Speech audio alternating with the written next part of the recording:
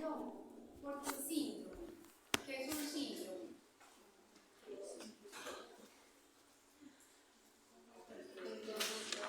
¿Un qué? Un conjunto de signos. ¿Qué más? ¿A qué también le denominamos síndrome?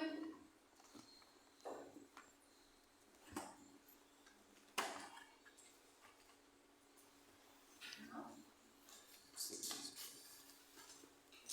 También cuando, claro, es un conjunto de signos o síntomas, ¿cierto?, que caracterizan una condición o una enfermedad, y normalmente también tienden a ser condiciones que son multifactoriales, es decir, que tienen múltiples causas, ¿sí? Entonces ya sabemos que una vaca repetidora es aquella, o una hembra repetidora.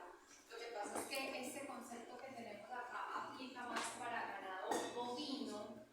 Es aquella menor a 10 años de edad. ¿Por qué ese requisito de menor a 10 años de edad?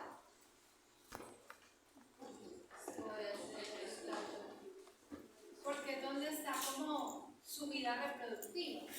Pues es que una hembra mayor, bovina, mayor a 10 años de edad, es normal que tenga un declive reproductivo. Entonces yo no puedo llegar y decir, es que una mujer repetidora es aquella de 60 años. Obviamente no, porque ya muy probablemente entró en un proceso de menopausia, ¿cierto? Entonces, es aquella que es menor de 10 años de edad, que todavía está como en su ventana o en su tiempo o en su proceso reproductivo, que ha parido ya por lo menos una vez y que posee las siguientes características. ¿Por qué que ha parido ya una vez por lo menos? Porque eso nos indica que hay un potencial reproductivo, pero algo está fallando, ¿cierto? Retorna al seno después de un tercer servicio infructuoso, o es decir, tiene que servirse 3 o más veces. Eso ya lo sabíamos, ¿cierto? Una hembra bovina que tenga que servirse 3 o más veces porque no logra quedar preñada. Vuelvo y repito, esto aplica muy bien para bovinos. ¿Por qué? Porque de pronto los criterios para una hembra repetidora en porcicultura sean diferentes. Miren, en porcicultura una hembra que ya repita 2 veces, uno dice como, ¿cierto? No, ya no me está disminuyendo la eficiencia reproductiva. Depende mucho de los criterios de cada granja. Hay granjas súper estrictas que dicen, si hay repetición, entonces yo la reemplazo. Hay otras granjas como la nuestra que no, que también somos un poquito más flexibles y decimos, listo, hasta 3 veces podemos considerar que la hembra se puede trabajar, ¿cierto? Podemos entrar a mirar qué ocurre, la nutrición, la involución. Lo que pasa es que obviamente somos una granja de docencia, pero en algunas granjas no admiten sino, o sea, 2 repeticiones y ya, no hay más flexibilidad. Generalmente no exhibe intervalos normales entre servicios, es decir, puede haber una alteración del ciclo estral, pero miren esta palabra generalmente, no estamos diciendo que es pues como una condición indispensable. ¿Puede o no puede servir? Estros regulares, o sea, intervalos interestrales regulares, intervalos normales entre servicios. Puede que sí, puede que no, puede que se te acalore cada 21 días, puede que esté requiriendo más tiempo, o sea, muy regular en esa presentación del sello. Y en muchos casos no se presenta ninguna evidencia a la observación, ¿como qué? Como descargas anormales. No, es una hembra subfértil, que no queda, que repite, y que por alguna razón pues está fallando ese proceso de fertilización o de crianza. Normalmente el porcentaje de vacas repetidoras, el número de vacas repetidoras en una ganadería siempre va relacionado de forma indirecta de la tasa de concepción, es decir, entre mayor tasa de concepción, menor probabilidad de hembras repetidoras, porque lo que quiere decir es que más hembras me están quedando preñadas. Entonces miremos, por ejemplo, este ejemplo en donde tenemos tasa de concepción versus hembras repetidoras. Tenemos en la primera condición, o en la primera filas, que se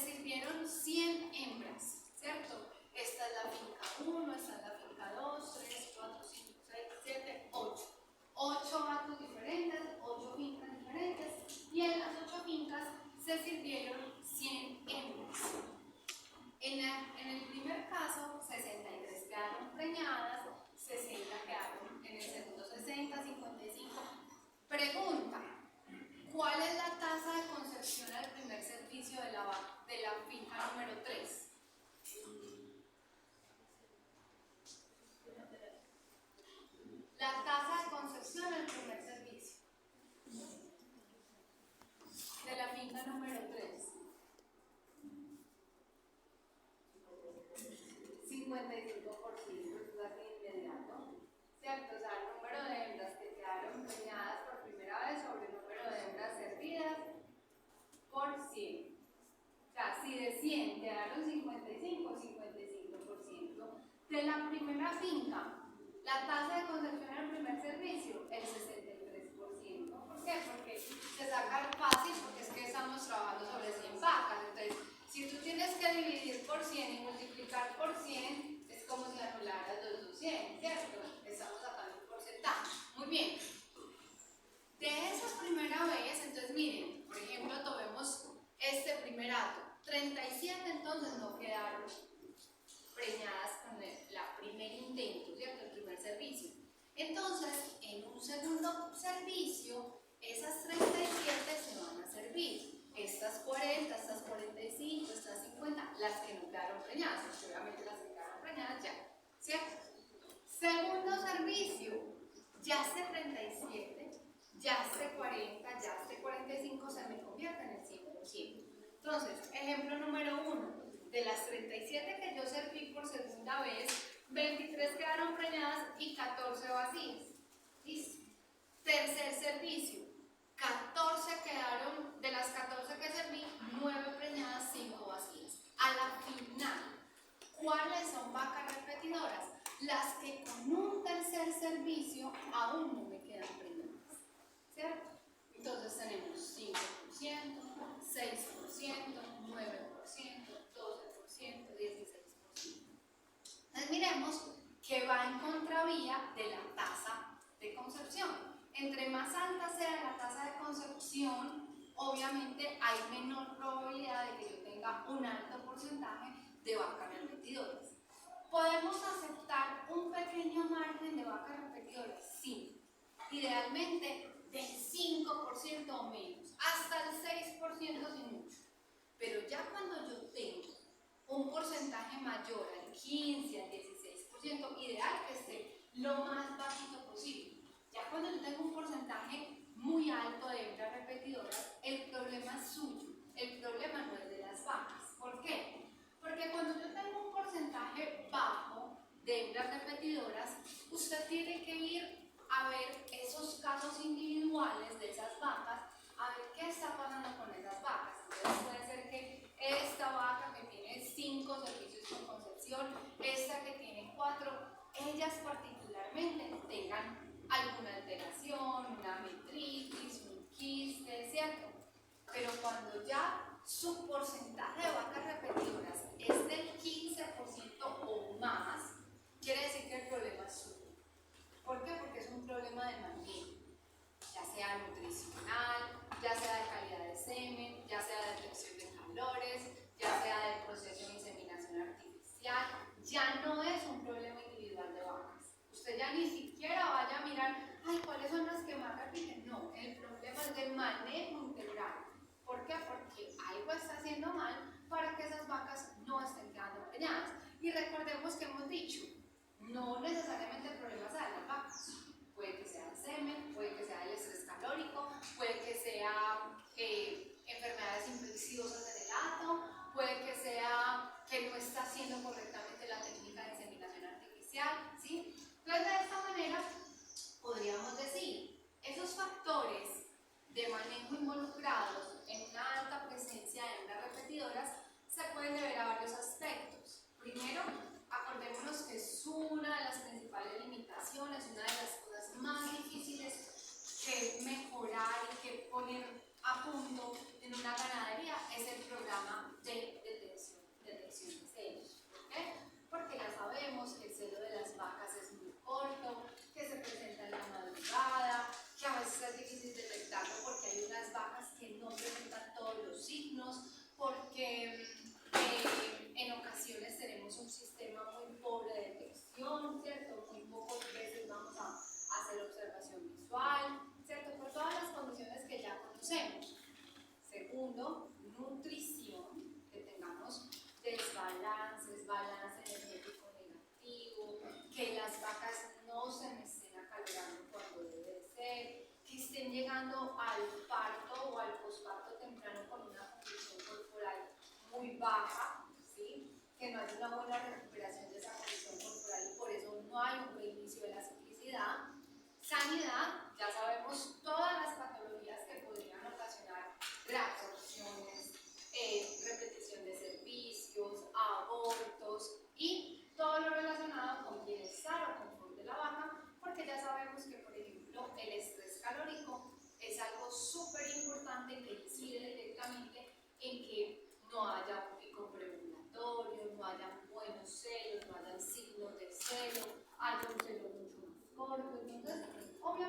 hay que tomar en cuenta todos esos aspectos. ¿Qué impacto económico tiene el hecho de que usted tenga altas repeticiones de servicio, un alto porcentaje de vacas repetidoras? Supongamos, tengo una lechería especializada. Entonces recordemos que normalmente el parto se asocia al inicio de la lactancia, si estamos hablando de una lechería especializada. Entonces cuando la vaca pare, ese día del parto ya empezamos a contar los días de lactancia. Entonces, ¿cuántos días de lactancia tiene? 50. Quiere decir que hace 50 días parió. ¿Cierto? Y recordemos que antes del nuevo parto, yo llego, posparto temprano, esa hembra empieza a lactar. Acuérdense que cada lactancia tiene un pico, ¿sí? Y que entre lactancias también hay un pico. Ustedes ya están viendo bovino, ¿cierto? ¿Ya están viendo ese tema? No. Ya casi. Bueno, entonces, normalmente, cuando tenemos una lactancia o cuando tenemos una vaca, podríamos decir que ella normalmente pica, es decir, tiene sus mejores promedios de producción entre la segunda y cuarta lactancia. Generalmente es la tercera, pero eso puede variar un poquito entre un animal y otro. Generalmente entre la segunda y cuarta lactancia ellos tienen sus mejores momentos de producción, es decir, entre su segundo a cuarto parto, siendo en promedio el tercero. Vuelvo y repito, generalmente es el cuarto, en el del segundo, en el del tercero, pero generalmente está ahí. Y en una misma lactancia hay unos momentos en que pica, es decir, empieza un proceso exponencial de producción de leche, llega al pico y luego llega una meseta y luego baja, ¿cierto? Ese es el comportamiento de las lactancias. Por eso es que la vaca pare, entonces empieza un ascenso de producción de leche hasta que llega a un pico, pero de ahí a que tenga un nuevo parto, yo tengo que hacer un proceso que es el proceso de secado. Porque si yo no seco la vaca, no le doy tiempo a la glándula mamaria que se recupere y que esté lista para una nueva lactancia. Por eso es que en lechería especializada el proceso de secado se da más o menos 2 meses antes del nuevo parto, ¿cierto? Entonces, ¿qué pasa? En números, en teoría, una lactancia, uno dice, la lactancia ajustada debe ser de 305 días, pero esa cifra es muy delirio, porque si es de 305 días, lo que dura la lactancia, quiere decir que es que la vaca entre parto y parto tuvo 365 días, porque 305 más los 60 días en los que está seca, 365. Y ya sabemos que eso es muy difícil tenerlo. Vacas que paran cada 365 días, pues una maquinita. Entonces es normal que la lactancia se prolongue un poquito. Acuérdense que hemos dicho, ideal que el intervalo entre partos no se prolongue más de 400 días, ¿cierto? Entre más ajustado esté a los 365 días, mucho mejor. Si yo tengo intervalos de parto de 390, de 380, excelente. Si el intervalo entre partos duró 400 días, ¿cuánto duró esa lactancia? ¿Cuánto? 400 días duró el intervalo entre partos. ¿Cuánto duró la lactancia de ese vaca en ese intervalo entre partos? ¿Cuánto? 340. 340 más 60, 400. ¿Ya? 340 días. Es lo ideal. Se nos prolonga un poquito, pero hasta ahí decimos, bueno, es aceptable. ¿Qué pasa si una lactancia se nos prolonga más? Debido a que tenemos intervalos entre partos más prolongados, debido a que tenemos hembras repetidoras, porque acuérdense que todo está entrelazado. Un intervalo entre partos se prolonga porque unos días abiertos se prolongan, ¿cierto? Ya los días abiertos, decimos, no son de 100 máximo, sino que van a ser de 140, de 150, de 160. ¿Por qué? Porque entre más veces yo tengo que servir esa vaca, tengo que esperar cada vez 21 días, Y es más, y eso sí es que se está acalorando de forma regular. Entonces, entre más repetición de servicios, más días abiertos, entre más días abiertos, más intervalos de paro. ¿Sí o no? ¿Y eso en qué se traduce? ¿Cierto? Para la hembra tenemos un periodo de espera voluntario, no quedó al primer servicio, no quedó al segundo, no quedó al tercero, quedó al cuarto. Eso quiere decir que aquí hay un montón de días abiertos, hay un montón de días entre parto y parto. Quiere decir que las lactancias se prolongan demasiado. Entonces ustedes van a decir, profe, pero no es problema, porque si se prolonga mucho, pues más días produce leche.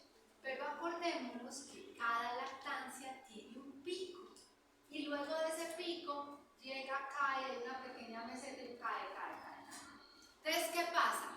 Hay más tiempo, más días en leche, más tiempo en lactancia, pero con menor producción. Y esto ya está requete estudiado, ¿cierto? Ya se han hecho cuentas. Es mucho más eficiente, que para más rápido, para que vuelva a picar más rápido, para que en la vida de la vaca haya más lactancias, ¿sí? Que prolongar los días en leche y que haya producción, pero una baja producción, ¿sí? Porque entonces cuando yo prolongo tanto los intervalos entre partos, en esos 10 años de vida reproductiva de la vaca, puede ser que yo no tenga 10 partos o 9 partos, sino 7, 6, ¿cierto? Porque inexorablemente, irremediablemente, a una edad ya va a llegar un equilibrio reproductivo. Entonces es como tratar de aprovechar al máximo esa ventana de tiempo reproductiva y poner a parir esa vaca cada año. Entonces, más tiempo, más días en leches, más tiempo en la lactancia, no necesariamente es bueno, porque es más días pero con menor producción. Entonces, por eso, una vaca repetidora me incide directamente sobre la producción de leche. Incluso nosotros ya lo hemos hecho. ¿Se acuerdan de esa formulita que nosotros decíamos? La variación de producción láctea que yo tengo en una vaca, si reduzco los días en el intervalo entre partos, es un porcentaje mayor en leche, ¿cierto? ¿Por qué? Porque podemos tener lactancias y picos de lactancia más rápido. Supongamos, no estoy hablando de lechería especializada, estoy hablando de lechería doble propósito o de ganadería doble propósito o de ganadería de carne. Pues ahí la consecuencia es más directa, ¿cierto? Porque si yo tengo menos intervalos entre partos, tengo menos crías por año en una ganadería de carne, y si tengo menos crías por año, tengo menos terneros que llevar hacia un proceso de levante, hacia un proceso de ceba, ¿cierto? Menos crías, ya sea para el reemplazo o para la producción de carne. Entonces, obviamente, vamos a tener una influencia directa. Voy a tener costos extras por concepto de semen, si es el caso de que estoy utilizando la técnica de inseminación artificial, ¿cierto?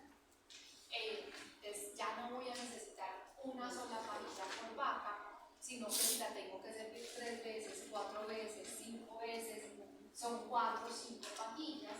Y hoy en día tenemos pajillas, hay pajillas muy económicas de toros nacionales, pues de semen convencional, es decir, sin sexar, que pueden valer 40.000 pesos la pajilla. Hay otras pajillas de toros importados que pueden valer 300, 400, 500, una sola pajilla. Si es con semen sexado, hay pajillas que valen 1.000.000 de pesos, 800.000 pesos, una sola dosis, ¿cierto? Entonces, obviamente, dependiendo del reproductor con el que te esté inseminando, eso me genera unos costos extras.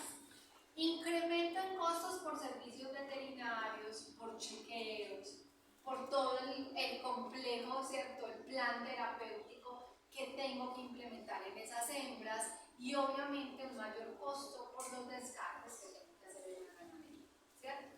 Entonces, muchas veces el mensaje es identificarlas a tiempo, no permitir que ese porcentaje de hembras repetidoras aumente tanto que se me convierta en un problema de árbol, ¿cierto? Es normal que yo tenga 1 o 2 vacas repetidoras.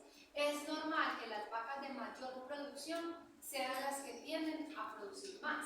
Y por eso es que es un reto para nosotros quienes trabajamos en reproducción, porque usted no simplemente le puede decir al ganadero o al lechero, no, es que descarte esa vaca porque tiene 4 o 5 servicios. Él le va a decir, no, si es mi mejor vaca, si es la que más produce. Claro, la que más produce o las que más producen son las que tienden a tener más problemas reproductivos porque tienen más exigencias, porque tienen más probabilidad de hacer quistes, de hacer celos anovulatorios, de fallas en las descargas de LH, ¿cierto? De todo lo que ya conocemos. Entonces, usted como veterinario tiene que proponerle estrategias de manejo con esas vacas de alta producción. Entonces, podríamos decir, y esto ya lo hemos venido diciendo muchas veces, solamente que en esta presentación lo único que quiero es como redondear un poco el tema, resumir un poco el tema, es que esa repetición de calores, esa repetición de servicios, esas causas por las cuales una vaca es repetidora se pueden agrupar en dos grandes grupos: fallas en la fertilización o que se esté dando una muerte embrionaria temprana. Es decir, realmente ni siquiera está quedando preñada, o puede que sí quede preñada, es decir, que sí se esté dando el encuentro del ovocito con el espermatozoide, pero algo falla y no hay una buena implantación o hay una reabsorción embrionaria temprana. Entonces vamos a mirar algunas de las causas directas en el primer grupo, en la falla en la fertilización. Ya de esto hemos hablado bastante, solamente los voy a mencionar para no ir a volver a repetir los mismos temas. Defectos anatómicos congénitos, aplasias segmentarias, ustedes acuérdense que decíamos, cuando hay aplasias segmentarias de una porción del producto, cuando hay aplasias segmentarias de una porción del útero, alteraciones en el cervix, que puede quedar preñada, sí, acordémonos que es uno de las condiciones, que haya parido al menos una vez, pero se hace una hembra subfértil y difícil de diagnosticar porque al tener una alteración congénita a nivel de la conformación, a veces eso va a incidir en que haya una menor tasa de fertilización. ¿Qué podríamos hacer? Yo puedo inseminar en el lado que no esté afectado. Pero recordemos que si es una condición congénita y genética, deberíamos identificar esas vacas y no ponerlas a reproducir o a tenerlas en un lote de reproducción porque podemos diseminar esos defectos congénitos. Anormalidades adquiridas, chicos, todo lo que tenga que ver con alteraciones del oviducto me va a generar repeticiones de servicio. Acuérdense cuando hablábamos de salpingitis, de colecciones oviductales, de fimbrias, de adherencias ováricas. Muy probablemente usted no sienta nada normal a la palpación, no haya signos sistémicos, no haya absolutamente nada, pero es una vaca que repite y repite y repite y no queda preñada. Desbalances genéticos, es decir, anormalidades cromosómicas como las que ya conocemos, cromosomopatías, que puedan generar óvulos diploides, es decir, tetraploidías, poliploidías, translocaciones que me generen baja viabilidad de los gametos, ¿cierto? Acuérdense que decíamos cuando una translocación, cuando una cromosomopatía de tipo estructural es equilibrada, fenotípicamente no hay nada anormal, pero vamos a tener alteraciones en cuanto al potencial reproductivo. Desórdenes ovulatorios, eso es lo más común. Que las vacas no me estén ovulando en el momento que deberían ovular o tengan un proceso de ovulación retardada o definitivamente no ovulan. Entonces ya sabemos todas las condiciones por las cuales el pico preovulatorio de LH se puede retardar. Una, ¿quién me dice una?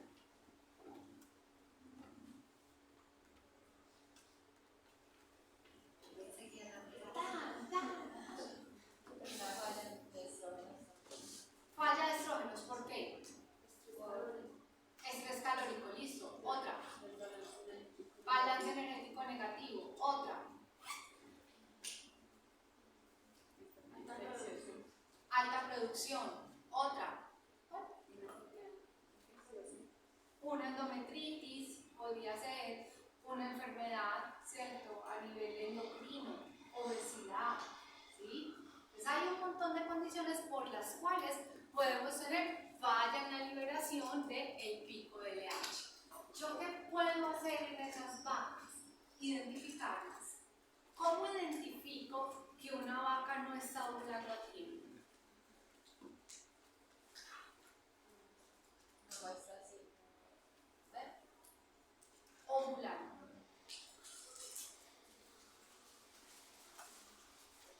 ¿Yo cómo sé que una vaca ovuló?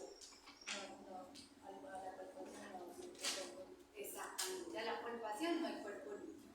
Entonces, acordémonos, si en una finca hay un programa de detección de celos, eso es lo primero que tengo que ajustar. Porque puede ser que no es que no estén ovulando, no es que no se estén acalbrando, sino que yo no las esté detectando. Listo, yo ya garantizo que sí estoy haciendo una buena detección de celos, pero lo que está pasando es que hay vacas que se me están retardando en el proceso de ovulación. ¿Por qué? Voy y las palpo al otro día, a los 2 días y nada que ha ovulado, ¿cierto? No hay una formación del cuerpo lúteo, todavía tengo un folículo preovulatorio, tienden a ser quistes foliculares. ¿Qué puedo hacer en esas vacas? Bueno, primero, si están con un poco de ovulación retardada, puedo dejar de utilizar la regla AMPM y hacer una inseminación un poco más tardía, ¿cierto? Pero si definitivamente no están ovulando, yo puedo utilizar un inductor de ovulación, ¿cierto? Para que esa vaca haga un pico preovulatorio de LH más rápido y al menos aumentar esa tasa de ovulación. ¿Qué puede funcionar como un inductor de ovulación? Un análogo de GnRH, una gonadotropina coriónica equina, una gonadotropina coriónica humana, análogo de GnRH a dosis totales únicas de 100 microgramos totales, intramuscular profundo, o una gonadotropina coriónica humana o equina, 3.500 a 5.000 unidades internacionales totales, dosis única, intramuscular profundo, 6 horas antes de la inseminación artificial. Yo puedo establecer ese protocolo a ver si de esa manera mejoro mis tasas de ovulación y mejoro mis tasas de preñez. ¿Por qué un análogo de GnRH me actúa como un inductor de ovulación?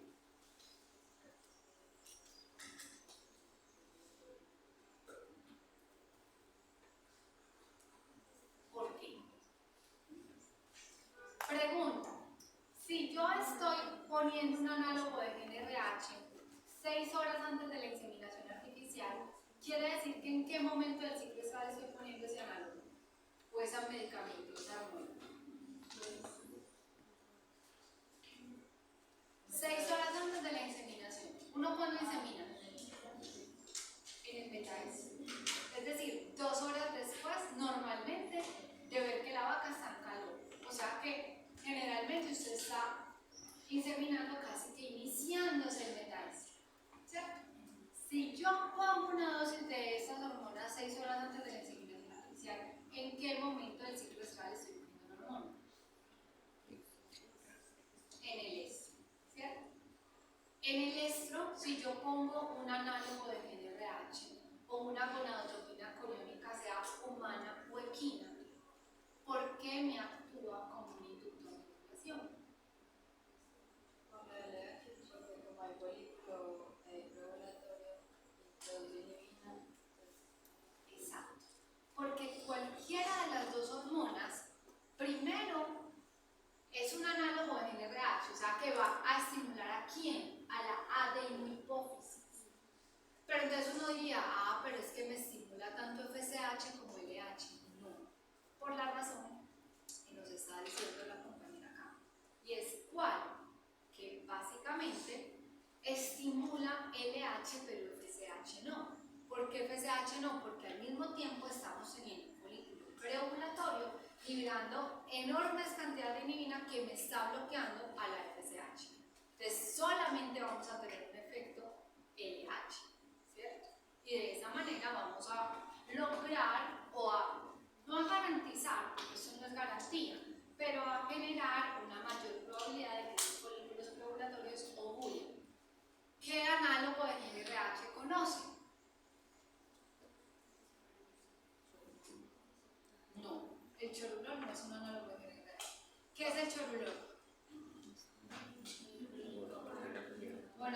clínico humano. Muy bien. ¿Qué análogo de GNRH conoce? ¿Cuál? Conceptal. ¿Qué es el conceptal? Ojo pues. Ojo pues. Que así voy a preguntar en el segundo paso. Esto.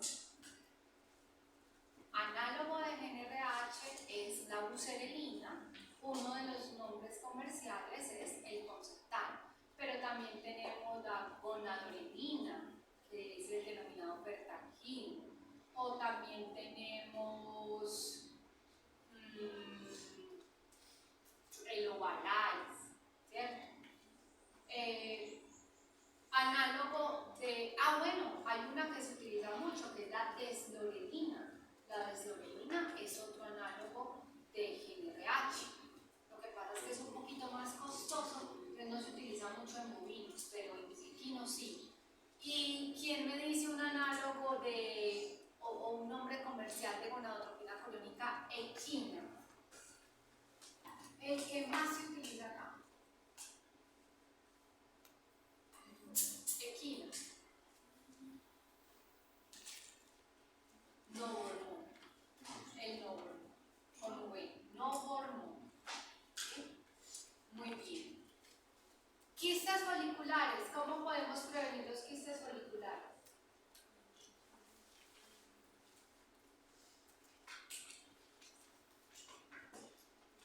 ¿Cómo les pareció el parcial? Muy difícil. ¿Cómo podemos prevenir los quistes foliculares?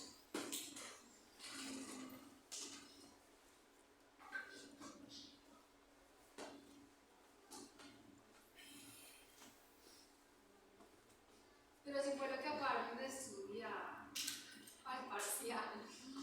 ¿Qué es un quiste folicular? Un folículo que no ovuló. ¿Y qué condición hay que tener para llamarlo quiste? ¿Cómo? El tamaño mayor a 2.5 centímetros y que sea persistente, que persista por varios días en el ovario. ¿Listo? ¿Cómo podemos prevenir que no lleguemos a los quistes foliculares? Exacto, garantizando un pico de estrógenos que me dé un pico de LH, y para garantizar un pico de estrógenos tengo que tener buen manejo nutricional, buena condición corporal, buen manejo ambiental, ¿cierto? Todo aquello que me evite que se suprima el pico de LH. Muy bien. Fallas en la fertilización. ¿Qué otro aspecto podría causar que la vaca o que la hembra no esté quedando preñada? Pues se ha descubierto, esto es mucho más, ha sido mucho más estudiado en humanos que en animales, pero se ha descubierto que hay ciertas hembras que producen una reacción mucho mayor a los espermatozoides de ciertos machos, ¿cierto? Producen como una respuesta antígeno anticuerpo. Yo no sé si les ha pasado en la cotidianidad que ustedes escuchen que hay una hembra, una vaca, una yegua que buscan servir con un macho y no queda, y no queda, y no queda. Y cambian de macho y de una queda. ¿Sí? Hay varios factores, no necesariamente tiene que ser este que les estoy contando, pero ya se ha evidenciado y ya se ha descrito en humanos que hay ciertas condiciones de la cabeza del espermatozoide o inclusive del plasma seminal del macho que puedan generar esa respuesta como inmune frente a las células del sistema inmune de la hembra. Entonces muchas veces con solo cambiar de macho es una buena posibilidad para intentar a ver si esa hembra queda preñada. Por eso es que pues, muchas veces cuando llegan le ponen burro, sí.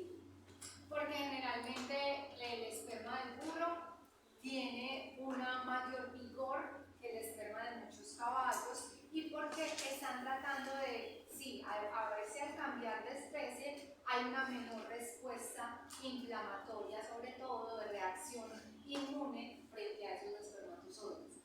Eso es muy difícil llegar con certeza y decir, sí, es que está haciendo, uno cómo lo puede evidenciar, porque hace mucho edema, porque hay una endometritis generalmente por servicio, ¿cierto? Entonces, muchas veces, cuando se sospecha de esto, otra opción que uno tiene es servir e inmediatamente poder poner un modulador de la respuesta inmune. ¿Qué actúa como modulador de la respuesta inmune? Un corticoide, ¿cierto? Entonces, se sirve y se pone una dosis de dexametasona.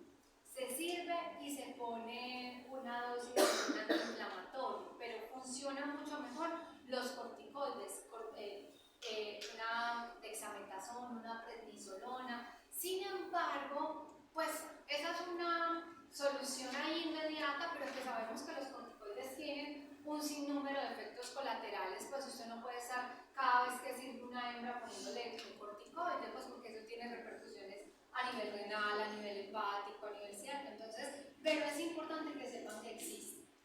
Fertilidad del semen, obviamente, digo.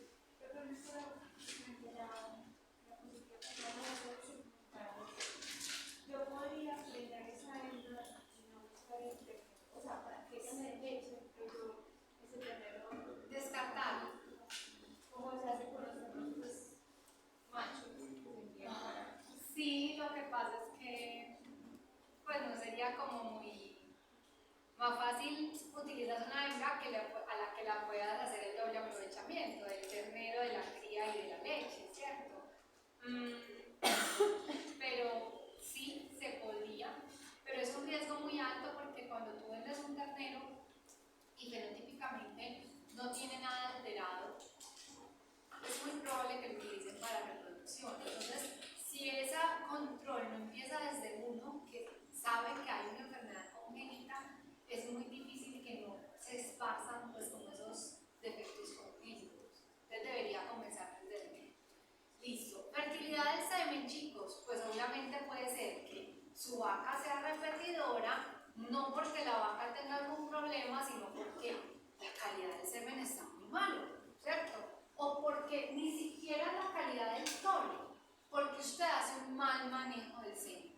Usted tiene un termo de nitrógeno líquido, lo dejó secar, se le bajó mucho el nivel de nitrógeno, o no está descongelando como debe ser las parillas, perdón, o simplemente no hay un buen protocolo en el manejo del semen y en el proceso de inseminación artificial, no está llevando el semen al lugar, al cuerpo uterino, que es donde debe hacer la inseminación, o no está inseminando en el momento que debe ser, o está inseminando a vacas que ni siquiera están en calor, o que ya se les pasó el calor, ¿cierto? Entonces, esto es algo muy importante. Y lo otro es ese tiempo de inseminación. Acordémonos que ese encuentro del espermatozoide y del ovocito tiene que ser en esa ventana de tiempo óptima. ¿Por qué? ¿Quién dura más? ¿El espermatozoide o el ovocito?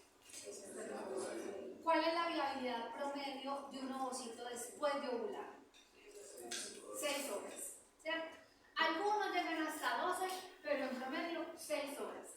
Y de un espermatozoide dentro del tracto reproductivo de la hembra, 48 en promedio, aunque hay machos que pueden durar hasta 72 horas y hay otros que duran menos, 24, pero pongámosle un promedio de 48 horas. ¿Por qué? Recordemos que cuando usted deposita un material seminal dentro del tracto reproductivo de una hembra, sea por inseminación artificial o sea por monta natural, los espermatozoides tienen que hacer un recorrido, ¿cierto? Por todo el tracto reproductivo y tienen que cumplir un periodo mínimo de tiempo de alrededor de 8 horas dentro del tracto reproductivo de la hembra para que se puedan capacitar, ¿cierto? Entonces, ¿qué ocurre? Si usted insemina muy cercano a la ovulación o post-ovulación, ¿qué va a ocurrir? Cuando los espermatozoides lleguen al oviducto, el ovocito probablemente ya esté envejecido. Y puede que quede fertilizado. Esos ovocitos o esos gametos que llegan a la fertilización viejos, generalmente terminan en muerte embrionaria. ¿Sí? Entonces, puede que incluso llegue a fertilizarlo, pero es muy poco probable que llegue a la implantación. Todo lo contrario, si usted insemina muchísimo antes de la ovulación, ¿qué va a ocurrir? Los espermatozoides nada que ovula, nada que ovula, nada que ovula, y cuando ovula ya los espermatozoides están muertos o envejecidos. Entonces, ni tan posterior que el óvulo se envejezca, ni tan anterior que los espermatozoides se envejezcan. Sin embargo, uno normalmente tiende a inseminar un poco antes de la ovulación. ¿Por qué? Porque tiene mayor viabilidad el espermatozoide y se demora más tiempo el espermatozoide en llegar a la región misma ovular que el ovocito, ¿sí? Pero no podemos tampoco exagerarnos en ese tiempo para permitir que ya cuando lleguen estén envejecidos o estén muertos. Muy bien. Segundo grupo de causas, aquellas relacionadas a la muerte embrionaria temprana. El tema que vamos a hablar a continuación es de muerte embrionaria y cuando denominamos una muerte embrionaria temprana, tardía o una pérdida fetal. Es un poco diferente. Entonces, la muerte embrionaria temprana se da en esos primeros días después de la fertilización y puede ser por varias condiciones. Una, un desbalance hormonal después de la ovulación, es decir, que el cuerpo lúteo que se formó no tenga la adecuada capacidad de producir una buena cantidad de progesterona, es decir, que tengamos un cuerpo lúteo subfuncional, ¿cierto? Y recordemos que si el embrioncito llega al útero y las condiciones no están propicias, es decir, hay una asincronía entre el ambiente del útero y la llegada del embrión, vamos a tener una pérdida fetal. Aquí está muy relacionado el hecho de que no haya un buen ambiente uterino porque no hubo un proceso correcto de evolución uterina, porque hay una endometritis, porque hay una nefritis, ¿cierto? Si no hay una buena recuperación del útero, es muy poco probable que ese nuevo embrioncito llegue y se implante. ¿En qué estadio embrionario llega el embrión al útero?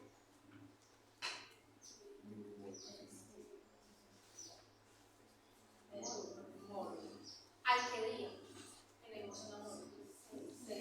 Más o menos algunos entre 5 y 6, día 6. Muy bien. Al día 7 ya tenemos un blastocisto, ¿cierto? La mórula es que quien generalmente llega, entra al útero. Por así decirlo, el estadio más sensible de los embriones al ambiente uterino y, por ejemplo, al shock térmico o al cambio de temperatura es la transición entre mórula y blastocisto, que es cuando están entrando al útero. De hecho, tengo que tener esas condiciones uterinas súper buenas para que haya una buena sobrevivencia al embrión. Por ejemplo, si en este periodo la hembra tiene un proceso de hipertermia, es muy poco probable que el embrión sobreviva. Fiebre, ¿cierto? Epilepsia, o una hipertermia por estrés calórico, o un estrés agudo, un pico de cortisol que me genere un bloqueo en todo ese hipotalámico hipoficiario gonadal que me bloquea la producción de progesterona. Entonces es muy poco probable que si tenemos las condiciones el embrión llegue a implantarse. Hay quienes dicen, pues hagamos un tratamiento con progesterona exógena. Chicos, eso resultaría súper costoso. Imagínense ustedes tener que tratar con progesterona a sus hembras para garantizar una buena implantación. Les cuento que eso se hace con relativa frecuencia en receptoras, sobre todo en receptoras equinas, en donde hay embriones costosísimos, en donde usted está transfiriendo un embrión de 100 millones de pesos o más, ¿cierto? Entonces, muchas veces, como protocolo general, a la receptora la tratan con progestágenos, con progesterona, para garantizar que haya una buena producción de progesterona inicial. Y acuérdense que después está la gonadotropina colérica equina, ayudando a la formación del cuerpo de lúteos accesorios. Entonces ya después de ese primer mes, por así decirlo, ya se reduce un poco el riesgo de pérdida gestacional o de pérdida embrionaria. Podemos utilizar, lo ideal es que se haga no una sola aplicación de progesterona, es consecutiva. A veces hay protocolos por 8, 15 días, hasta más, ¿cierto? 20 días, un mes. A veces esa colocación de progesterona es intramuscular o a veces la colocación de progesterona es oral o incluso por implantes intravaginales. Lo importante es que, por ejemplo, cuando yo tengo un dispositivo intravaginal, hay que tener mucho cuidado porque esa disminución de progesterona tiene que ser paulatina.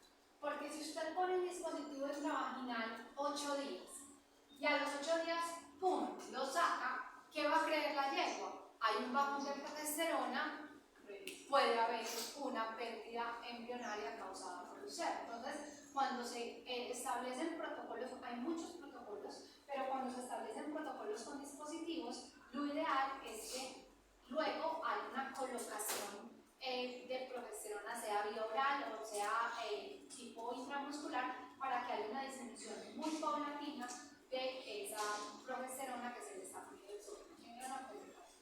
Profe, con las receptoras, pues yo he visto que hay veces ponen progesterona 3 meses, 1 mes, o sea, es demasiado variable. ¿Cómo determina el protocolo de progesterona para una receptora? Pues es que normalmente es por el historial de las receptoras y por el seguimiento que le estás haciendo al cuerpo lúteo o a los cuerpos lúteos accesorios. Muchas veces tú haces seguimiento en la receptora y no hay, o sea, lo ideal es no tener que hacer eso. ¿Por qué? Porque te elevamos muchísimo los costos de un proceso de transferencia embrionaria. Pero a veces justifica porque el valor del embrión que estás transfiriendo es muy alto. Entonces, lo ideal es obviamente tener hembras receptoras que hagan buenos cuerpos lúteos, que tengan una buena ciclicidad. Supongamos que no, que se implantan una receptora que tiene deficiencia.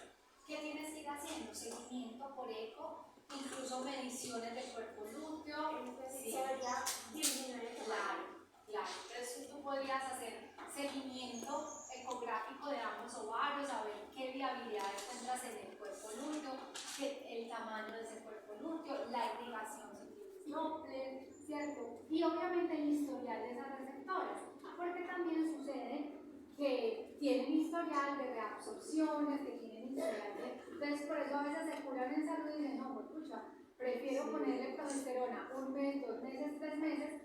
Sin embargo, es importante reconocer que a partir del día 35 ya se reduce el riesgo. ¿Por qué? Porque ya tenemos la producción de gonadotropina clínica equina, pero acuérdense que el pico máximo de producción de gonadotropina clínica equina es entre el día 50 y el día 60. O sea que ya a partir del día 60 ya tenemos una menor probabilidad de que haya riesgo de pérdida.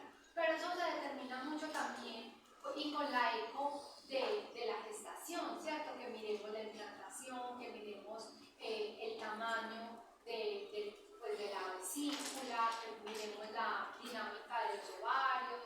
Entonces es como eso. Pero lo normal es que hasta 2 meses de pronto es muy justificado. De 2 meses para adelante, si hay que reevaluar si realmente se necesita la progesterona.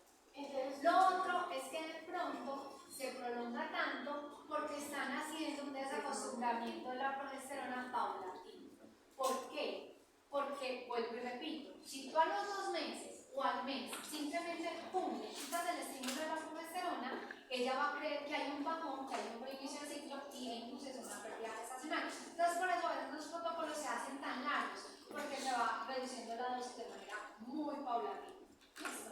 Entonces yo podría pues, transferir el embrión y dejarlo expresar en la receptora.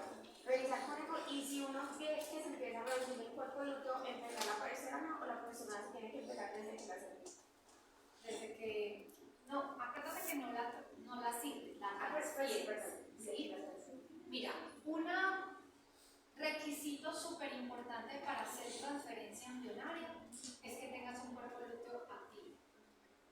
Yo no transferiría un embrión en una hembra que no tenga un cuerpo lúteo saludable de activo, porque va a ser una pérdida económica o un riesgo muy alto de pérdida embrionaria, ¿cierto? Entonces, por eso es que uno, por donante, tiene que tener varias receptoras. Cuando estamos hablando de bovinos, por una donante, 10 receptoras como mínimo. Cuando estamos hablando de yeguas, por una donante, 3. Es lo ideal, sí. Pero a veces es difícil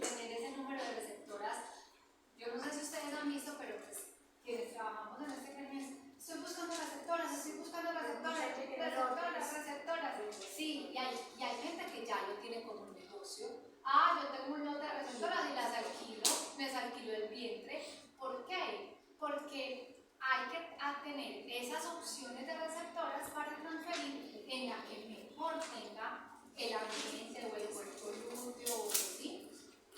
Ese es súper importante esa parte. Muy bien.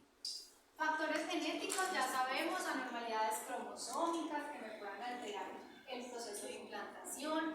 Factores químicos, por ahí nos habían contado de la intoxicación con nitritos, con nitratos, que pueden ocasionar abortos, reabsorciones embrionarias. Obviamente, si yo pongo un tratamiento como una prostaglandina, un proceso de endotoxemia, un proceso febril, me puede conllevar a muerte embrionaria. Y ya sabemos que factores infecciosos, como todos los que ustedes nos contaron, diarrea viral bovina, MDR, leptospira, tricomonas, campylobacter, brucela, me puede ocasionar muerte embrionaria. Hay una anormalidad cromosómica. Bueno, ya sabemos de las poliploidías. Acuérdense que habíamos mencionado que cuando los gametos son poliploides, o cuando hay un tratamiento con calor o cuando hay estrés calórico, se generan poliploidías que conllevan a muerte embrionaria, ¿cierto? Entonces, por ejemplo, un proceso febril, a altas temperaturas, me podría conllevar a muerte embrionaria por alteraciones en el número de cromosomas. Pero hoy en día se conocen dos tipos de anormalidades estructurales en los cromosomas. Una es una translocación robertsoniana 1.29. ¿Qué quiere decir 1.29? Que quienes están haciendo esa translocación son el cromosoma 1 y el cromosoma 29. ¿Qué quiere decir robertsoniana?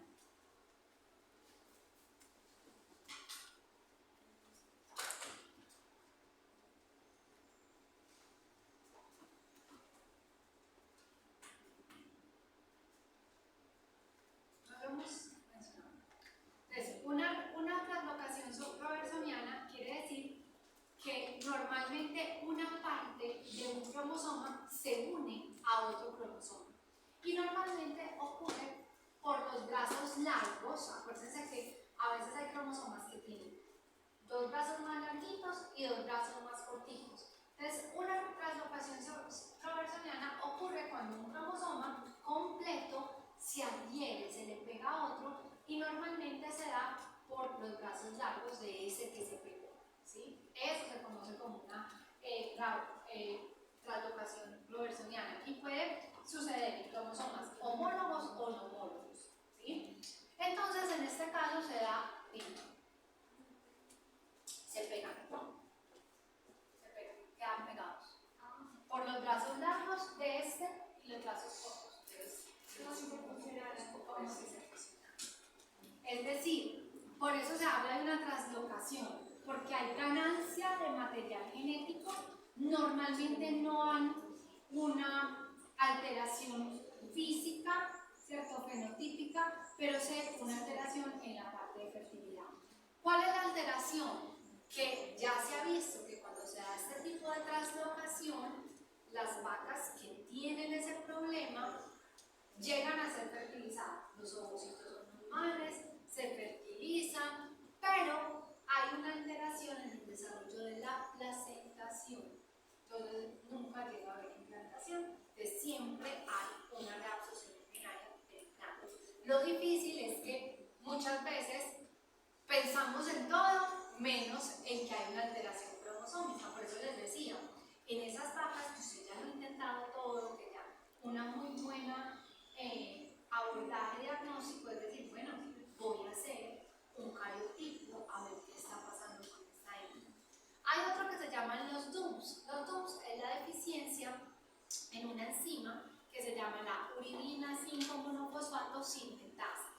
Esa deficiencia en esa enzima se ha determinado que es muy grave porque cuando el embrión es homocigótico recesivo para el gen que codifica para esa enzima, se ha determinado que es una letalidad, que definitivamente no sobrevive más allá del día 40.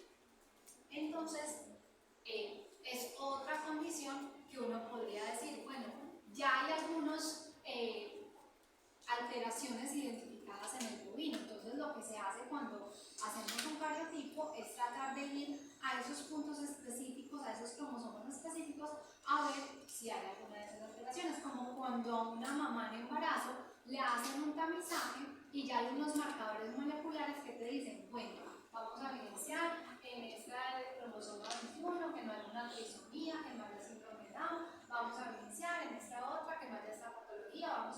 ¿Eso por qué se logra? Porque ya tenemos codificado el genoma humano, porque ya tenemos codificado el genoma bovino, porque ya tenemos codificado el genoma equino, porcino, ¿cierto?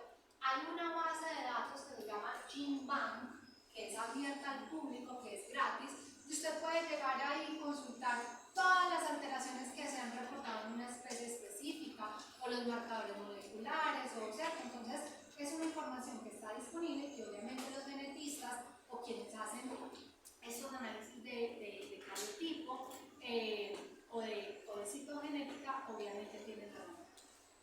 Chicos, para resumir, esto es lo que acabamos de decir. Fallas en la fertilización, causas, entonces vamos a mirar los rojitos, estrés calórico, el procedimiento de inseminación artificial, la fertilidad del semen, gametos envejecidos, anomalías adquiridas, edad avanzada, infecciones, desbalances genéticos, y las flechitas que llegan acá son algunos ejemplos. Entonces, por ejemplo, defectos anatómicos, cervicoides, cervicerrado, aplasia secundaria, ¿cierto? Eso es básicamente una forma de aglomerar todo lo que acabamos de decir, es como una mapa de ideas, ¿cierto? Y en la segunda, lo mismo para fallas o aquellas causas de muerte embrionaria. Entonces tenemos como subtítulos o de segundo nivel, estrés calórico, factores genéticos. Miren que en factores genéticos tenemos la translocación 99, los DUMS, consanguinidad, por aquí causas fisiológicas, quiere decir exceso de progesterona o un exceso de estrógenos o una disminución de progesterona, asincronía del útero con el embrión. Por acá tenemos infecciones uterinas, agentes infecciosos, IBR, esto es simplemente lo que acabamos de explicar. Profe, ahí cuando dice que esa colesterol sería como que no cicla bien por el exceso de colesterol o no, durante la gestación. Que haya un exceso, es decir, por ejemplo, cuando ponemos exógenamente la progesterona, hay un exceso y luego hay una caída, entonces hay como un reinicio del ciclo. ¿Listo? Esto es simplemente para resumir lo que acabamos de decir. Profe, una pregunta fuera de tema. En los animales se habla de diabetes gestacional. ¿De qué? La diabetes gestacional. Sí, lo que pasa es que no se diagnostica, o sea, nosotros de rutina no hacemos un perfil metabólico a las hembras que están en gestación, ¿sí? Pero claro, muy seguramente podríamos tener trastornos metabólicos que me puedan conllevar a una gestación de riesgo, de alto riesgo, un parto distóxico. Lo que pasa es que obviamente pues ese seguimiento de la gestación muchas veces, si acaso, se limita a hacer palpación y a hacer ecografía, si acaso.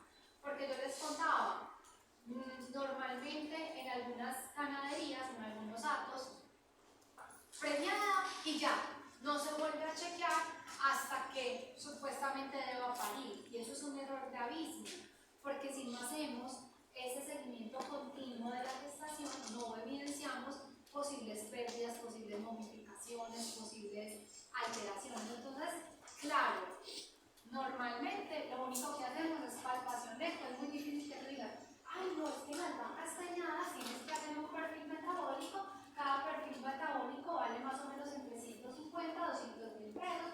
Usted tiene 100 vacas preñadas, pues obviamente no. A duras penas inclusive puede hacerse en hembras individuales. Y eso que cuando ya sabes que tienes una gestación de alto riesgo, pero rutinariamente no, eso en las mujeres.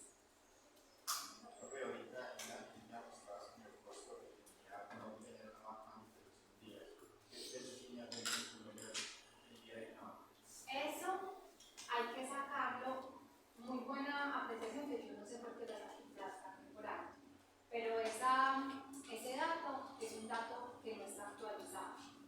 yo no tengo el dato a hoy. ¿Por qué? Porque a hoy sería súper interesante sacar los costos en este momento, cómo está el dólar caro, cómo está incidiendo el dólar con el precio de los insumos agropecuarios.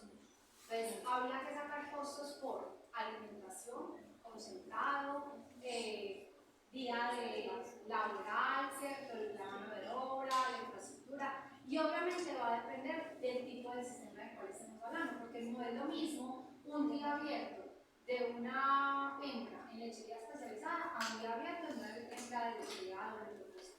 Entonces, yo no tengo el dato a hoy, pero normalmente eso está por día, porque por lo que tiene el reporte, entre alrededor de 30, 40 dólares, ¿cierto? Por día, ¿sí? En una lechería especializada de alta producción. Habría que mirar, hoy en día, habría que sacarlo, sería muy interesante hacer ese ejercicio, pero no lo tengo a hoy 2022. ¿Listo? Pero sí podría sacarse, eso sería un análisis muy chévere, incluso, no sé, como trabajo de grado, qué sé yo, con la parte de costos, porque es que tenemos que empezar a ver la ganadería como una empresa realmente. Entonces, muchas veces, miren, es el pan de cada día, a nosotros nos llegan, tenemos muchos conocimientos técnicos, pero a veces salimos al ámbito profesional y ni siquiera sabemos cuánto tenemos que cobrar. Y cobramos por un servicio, porque el otro también cobra así. Si usted le pregunta al otro, ¿usted por qué cobra eso? Por el servicio. Porque el otro también, porque ese es el precio del mercado. Y ni siquiera sacamos los costos de lo que nos vale a nosotros. ¿Cierto? Eso es un ejercicio que hay que hacer. Por ejemplo, si yo congelo una pajita de semen bovino, yo tengo que saber cuánto me vale la pajita, cuánto me vale el ingrediente, y sacar los costos por unidad, cuánto me costó toda la depreciación de los equipos que utilicé congelando esa pajita, cuánto me costó, si es por ejemplo una ida a colectar, los viáticos, a cómo están los peajes, a cómo está acá, ¿cierto? Y eso no lo hacemos. Entonces, usted ni siquiera sabe si está ganando o está perdiendo, si tiene un margen de utilidad de qué en cada uno de los servicios que se hace, porque simplemente está cobrando lo que cobra el cliente. Y muchas veces la mayoría de veterinarios no saben ni siquiera si tienen un buen margen de utilidad o no. Hoy en día, ¿cómo es posible que cobren por preñez? O sea, entonces usted tiene que ir 10 veces a palpar la vaca o la yegua, inseminar, no le quedó y cobra 400.000, 500.000, bueno, no estoy ganando, 700.000 pesos por preñez. Si usted saca los costos, con seguridad pierde o pierde. Entonces, no nos enseñaron ese tipo de cosas y nosotros mismos dañamos nuestra profesión. Y entre nosotros mismos dañamos el mercado. Porque entonces por ahí aparece un fulanito que dice, yo le cobro 500. Pero es porque él ni siquiera sabe los costos que acarrea ese servicio. Entonces, desde que ustedes salgan, lo ideal es ser muy juiciosos y empezar a manejar esa profesión que tenemos como una empresa. Bueno, cuáles son los costos, los gastos, las entradas, cuánto puedo cobrar, puedo manejar un precio especial o promocional por volumen. Entonces le puedo decir al propietario, ve, si me congelas más de 200 familias, te doy una disminución. A veces damos descuento y ni siquiera sabemos ese descuento si realmente justifica o no justifica. Entonces, ese es el llamado. Sería súper importante al día de hoy, con los costos, los precios como están, calcular los días abiertos. Si les doy un valor acá, sería totalmente inventado y estimado porque no lo he sacado de una juiciosa. Y ahí no solamente es que la alimentación es costos directos y costos indirectos. Entonces, ¿qué estamos haciendo con el profe Oscar? Costos por Fabio. No es como Fabio.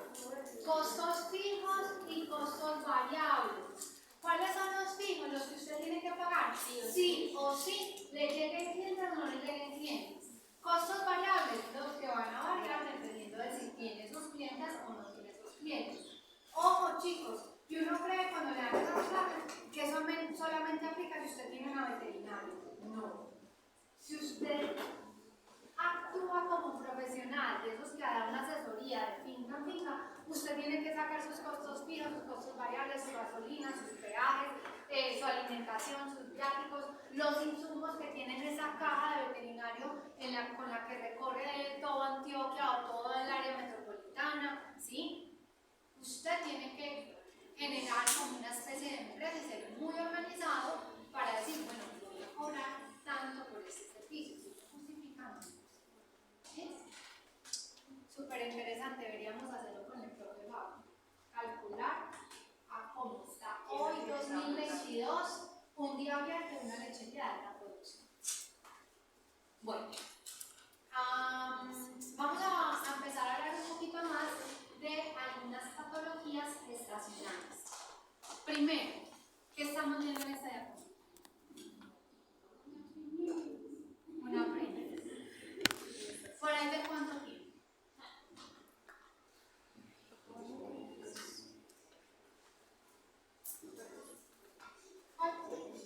45 días, entre 40 a 45 días. ¿Qué estructuras están viendo en esa gestación? O en esa vesícula gestacional. ¿Qué es eso? ¿Qué es eso? El embrión. El embrión. Si todavía lo estamos viendo amorfo, pero esto sería el embrión. ¿Qué es esto?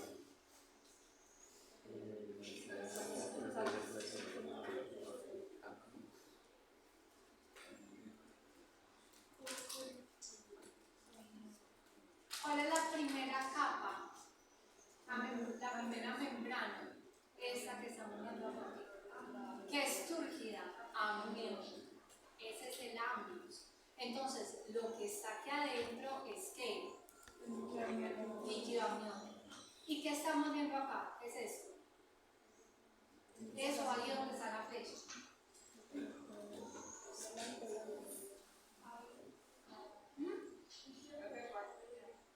¿Líquido qué? Líquido alantoideo, corioalantoideo, se dice más líquido alantoideo, y esta sería la membrana corioalantoidea. Aquí todavía no estamos viendo placentoma, sin embargo, si fuéramos buenos observadores, veríamos que acá se está empezando a hacer como un pequeño relieve de placentoma y acá otro pequeño relieve de placentoma. Entonces tenemos amnión, membrana amniótica, líquido amniótico. Esta sería la membrana corioalantoidea, que es la que está más externa, la que se pega a la pared uterina, y aquí sería el líquido alantoideo, y acá una pequeña evidencia de placentomas que se están formando. Muy bien. Cuando hablamos de muerte embrionaria, vamos a ver que existen unos periodos críticos en donde el embrión es más susceptible. Ya dijimos uno de ellos, que es el paso de mórula a blastocisto.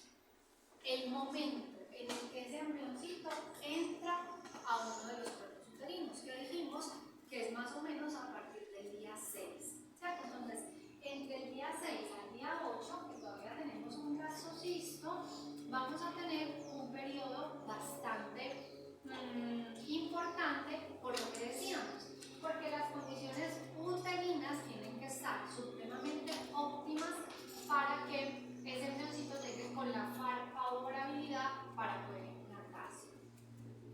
Aquí, miren lo que tenemos, dos embrioncitos. Aquí todavía no evidenciamos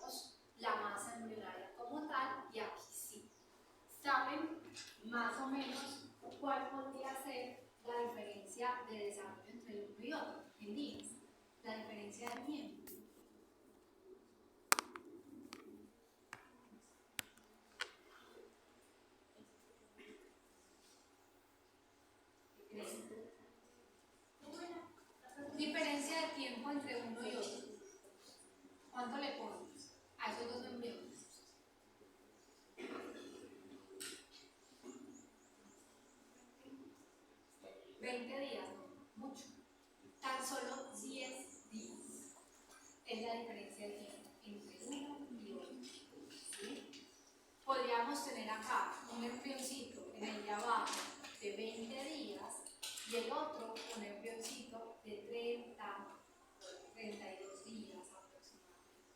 ¿Sí? Entonces miren que uno cree que de 8 días a otro, pues no hay nada de desarrollo. Hay un desarrollo supremamente exponencial, supremamente rápido.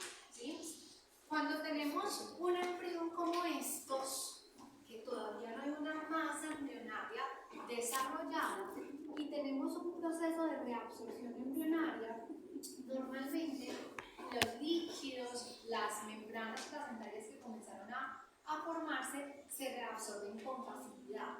Pero cuando ya tenemos una estructura como esta, esa reabsorción se va a dar mucho más lenta.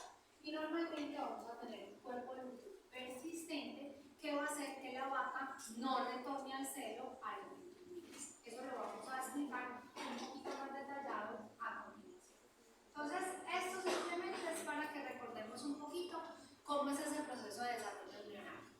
Al día 2, ¿cierto? Postfertilización, vamos a tener un embrión de 2 células que va a estar en el oviducto. Al día 3, un embrión de 4 células en el oviducto. Esto aplica para bovinos. Al día 4, embrión de 8 células en el oviducto. Y recordemos que entre el día 5 y 6, luego del embrión de 8 células, tenemos uno del 16 que ya denominamos mórula, una mórula temprana, ¿cierto? Esa morulita es la que empieza a ingresar al cuerpo uterino. Al día 6 ya tenemos más o menos una mórula compacta. ¿Cuál es la diferencia entre mórula temprana y mórula compacta? ¿Quién recuerda?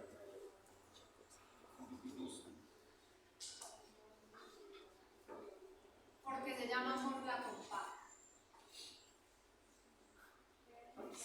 Porque las células se compactan. ¿Y para qué? ¿Por qué se compactan? Por la división celular. Pero división celular hay desde el día 2, 4, 8, 16. ¿Qué empieza a pasar en esa compactación? Exacto. Ella se compacta para empezar a formar ese espacio que se llama el blastocele. Y ya cuando tenemos la primera aparición del blastocele, lo vamos a denominar un blastocisto temprano, más o menos al día 7. Día 8, blastocisto ya bien desarrollado. Entre día 7 y día 8 tenemos un blastocisto expandido. Profe, el Hashim se haría como el día 8. No, al día 9. Blastocisto expandido, ¿qué diferencia hay entre un blastocisto y un blastocisto expandido?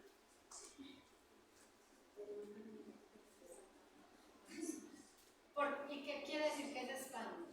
¿Cómo así que se expande? ¿Qué vemos? ¿Cómo? Pero, a ver, acuérdense que la cápsula embrionaria está en equipos.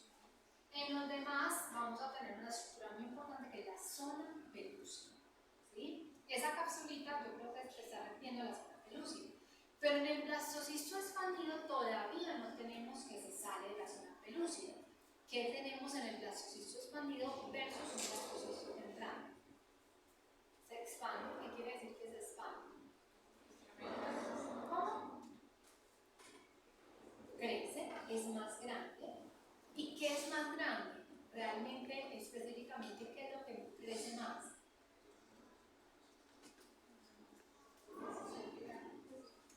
El blastocele. Vemos un blastocele inmenso.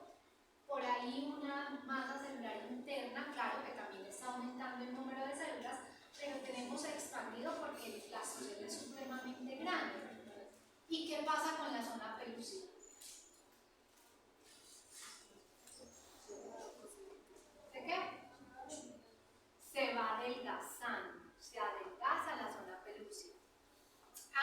Y ya tenemos luego al día 9 un blastocisto protuido. ¿Qué quiere decir? Protuido o eclosionado. Que se sale de la zona pelúcida. ¿Por qué se sale de la zona pelúcida?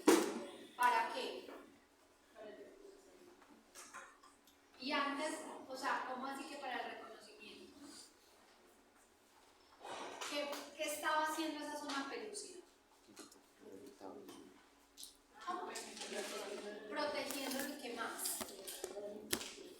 Protegiéndolo, dándole nutrientes. Pero ¿qué pasa cuando el blastocisto ya eclosiona, se sale de la zona pelúcida? Se implanta. ¿Por qué con la zona pelúcida no se implanta? Porque es una capa súper gruesa de glicoproteínas que no va a dejar que haya un contacto directo con la placenta. Entonces, cuando el blastocisto protruye, se sale de la zona pelúcida, empieza a abarcar el cuerpo uterino en donde se va a implantar. Se empieza a elongar y eso es parte del reconocimiento materno. Y más o menos al día 15-16 empieza a producir grandes cantidades de interferón beta. Y más o menos empezando el día 18 comienza a darse la implantación. ¿Cierto? Les quiero mostrar, bueno, antes de ir a mirar eso, quiero que miremos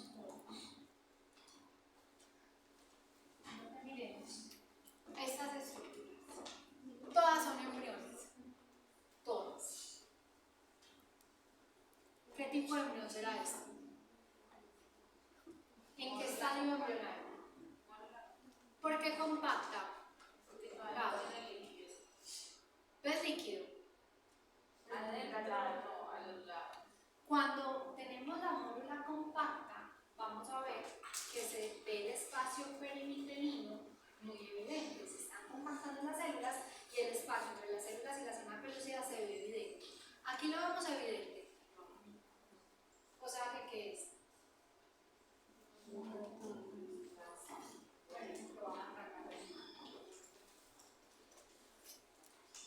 No me gusta poner botitos como para olvidar.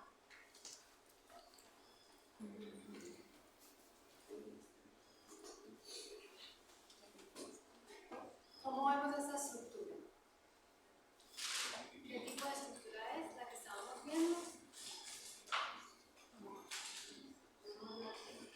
Una mórula. Entre mórula o mórula compacta. Pero ¿cómo vemos esta estructura? Ya con el espacio perivitelino. Mórula compacta. Listo, muy bien. ¿Y esta estructura qué será? ¿Qué ves de diferente ahí?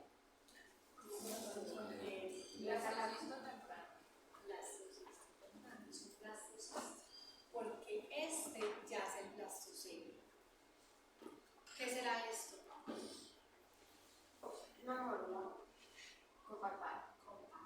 Una mórula compacta. Compacta. Ese blastocisto. Pero es que tiene como la. Lo que pasa es que los embriones, pues obviamente no vamos a hablar de eso, pero uno los clasifica en calidad. Y una de las maneras de cómo evaluarlos en calidad es la uniformidad de la masa celular, que no hayan celulitas sueltas, la integridad de la zona pelúcida. Entonces, obviamente, acá tenemos unos embriones mucho más bonitos o de mayor calidad que otros. Esta es una mórula entre compacta y ya se está empezando a formar un blastocisto temprano, pero obviamente no está tan bonita, no es de tan buena calidad como una estructura como estas otras, ¿sí? Aquí, ¿esto qué sería? Como entre mórula y blastocisto temprano. Miren que acá ya se está formando el blastocelo. Voy a hacer solamente algo, me voy a ir a otra presentación para que entiendan esto un poquito mejor. Así no prosigamos de otra.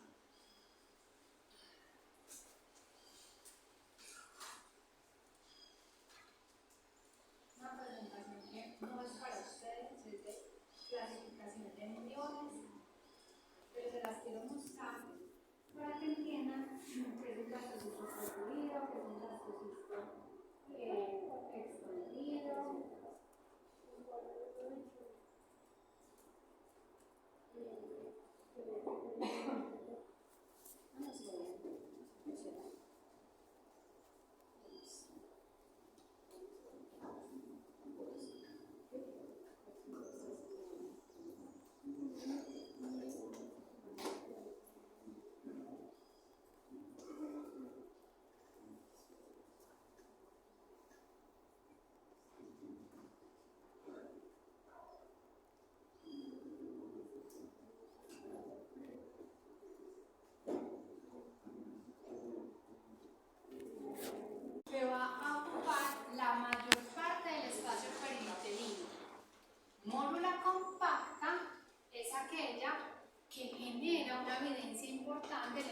perivitalino. ¿Por qué? Porque sus células se han contraído.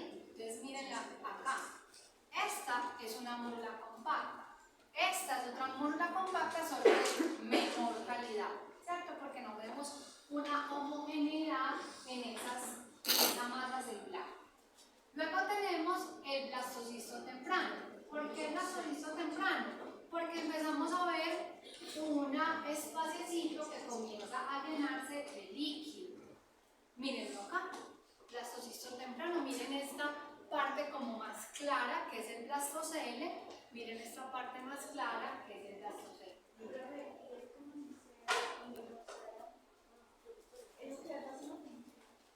La zona pelúcida del bovino es muy gruesa. Normalmente es muy gruesa. Mírala acá en la mórula. Mírala que sigue siendo muy gruesa. ¿Sí? Entonces luego tenemos un blastocisto bien desarrollado. Mírenlo acá, qué bonito. Miren ese grosor de la zona pelúcida. Este de acá era temprano. ¿Por qué? Porque apenas se está formando el blastocele. Este de acá ya es un blastocisto porque el blastocele está totalmente desarrollado, ¿cierto? Entonces vemos masa celular interna, blastocele, zona pelúcida. Y miren acá, estas celulitas de acá son las células del tronco ectodérmico. Miren que hay una capita de células súper bien delimitadas. Este es otro blastocisto, solo que no tan bonito, no de tan alta calidad como el primero. En el embrión equino sería una cápsula, una capita más por la cápsula. Muy bien, blastocisto expandido. Miren acá. Miren que la principal característica, bueno, uno es que es más grande, el blastocele es más grande, pero miren la zona pelúcida. ¿Qué pasó con la zona pelúcida? Se adelgazó. ¿Sí? Y después de ese blastocisto expandido, tenemos un blastocisto protuido. Mírenlo acá. Ya no tenemos zona pelúcida. Mírenlos acá, qué lindos. Entonces, este es un embrión que está listo para comenzar a elongarse y a ocupar uno de los cuerpos uterinos. Cuando hacemos un proceso de transferencia embrionaria, nosotros buscamos transferir el embrión en blastocisto, máximo blastocisto expandido. ¿Por qué? Porque si dejamos que se nos protuya, primero ya no tenemos la zona pelúcida que lo protege.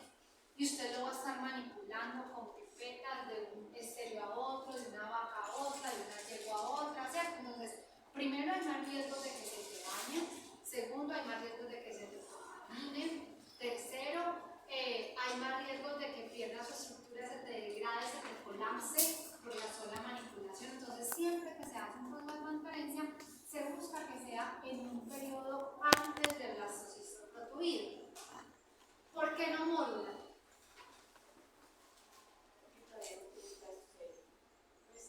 ¿Y qué pasa? Que no tenga el blastocele.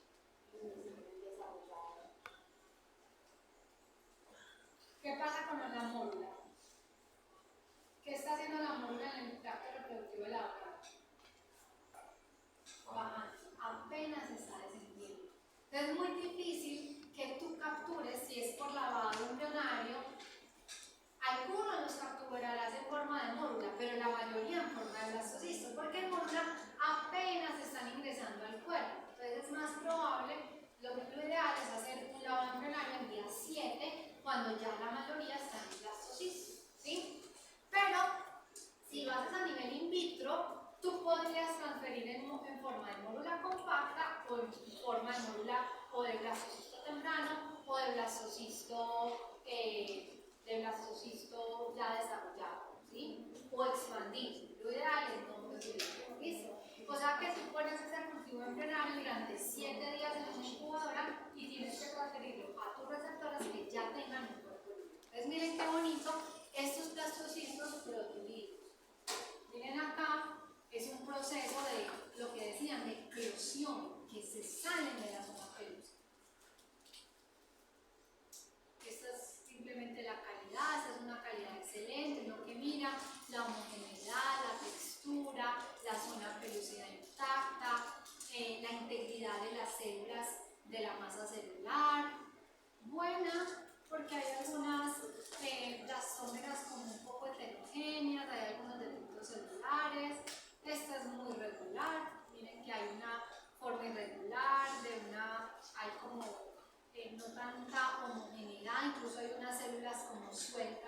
de la masa celular. Miren, la zona pelúcida no está tan bonita, tan íntegra, pero obviamente eso uno lo va aprendiendo cuando trabaja con el ritmo. Simplemente es como para que ya miren. Mala.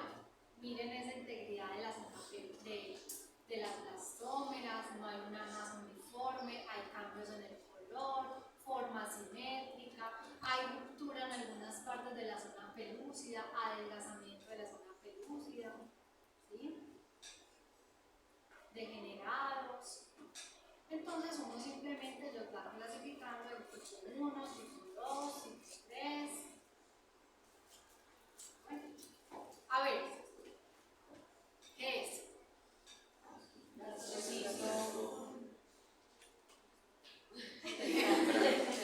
¿Gastrocista tiene algún apellido o no? Temprano.